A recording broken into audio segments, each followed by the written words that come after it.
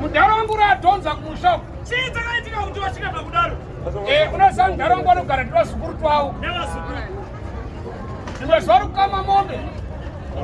Vaindarika padoro. Rimwe zuva vaikama mombe adiki. Havana kuziva kuti bhurugwa rakabooka. Apa richinzi vanga vasina underwear. Saka unoziva kana uchikama mombe kumusha unogona wakadai so. Uchikama mombe adiki. Saka richinzi bhurugwa rakabooka.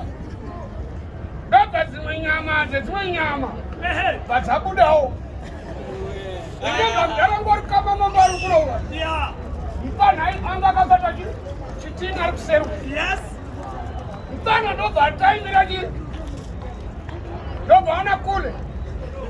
Vakunzvenzvera kunosvika kuvhu. Zvikanzi kule. Sekuru. Yorefu.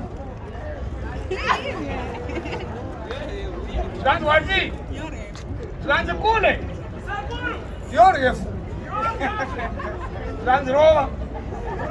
Zvinotarisa kukama mukaka. Zvikanzi sekuru ndati yorefu. Zvikanzi iwe. Ndakukwatura sandibvunza usina basa resa. Irove.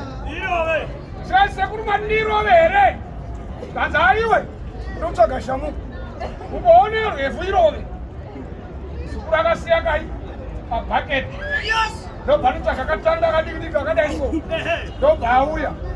Ndaronga wangati gara dai mani. Akukama. Remember kule. Zvikanzi sekuru ndati yorefu. Zvikanzi imbwa munhu. Hauzvakaita semwana. Zvikanzi oraiti kule. Unosanfana akangoisa chitini pasaidi. Ndobva aiti yorefu here iyo. Zvikanzi matirova muzukuru wacho.